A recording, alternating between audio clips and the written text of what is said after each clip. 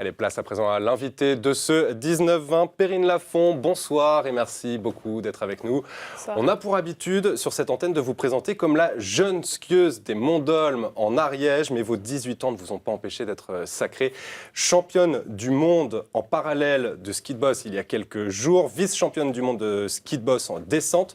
Votre plus belle émotion cette saison, on voit vos 2 médailles, votre plus belle émotion, ce sont ces médailles ou c'est une course en particulier, un autre podium peut-être?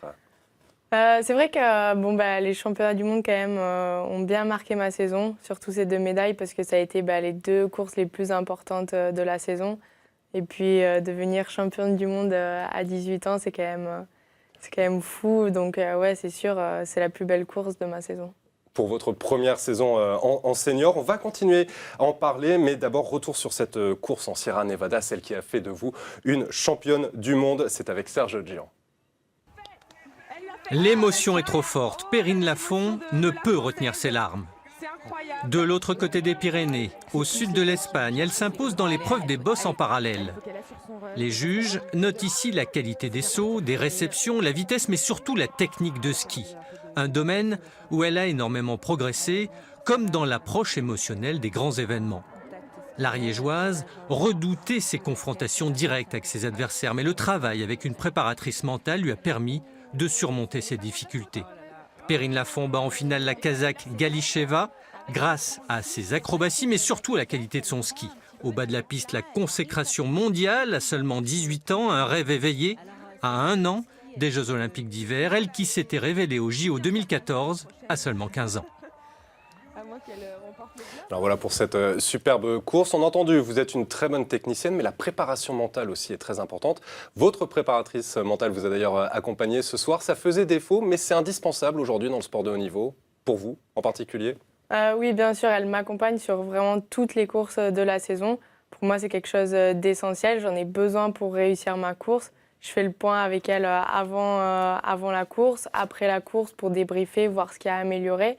Et peut-être on ne dirait pas comme ça, mais je suis quand même quelqu'un de bien stressé quand je suis au départ. Donc elle m'aide à gérer ce stress, à gérer la pression des compétitions. Et c'est ce qui me permet, après, c'est ce qui fait ce plus que à 18 ans, j'arrive à gérer toute cette pression des championnats du monde et que j'arrive à passer outre pour aller chercher des médailles. Et à laisser s'exprimer votre technique. Médaille d'argent, on l'a dit, cette saison en ski de boss descente derrière l'Australienne ultra favorite Brittany Cox. Qu'est-ce qui manque aujourd'hui pour lui passer devant? Alors je pense que ce serait mes sauts. J'ai besoin de les améliorer, d'avoir des sauts bien plus techniques. Parce qu'en ski, je suis quand même souvent assez devant. Au niveau du temps aussi, ça va. Mais c'est vraiment les sauts qui me font défaut et c'est ce qu'on va travailler pour la prochaine saison.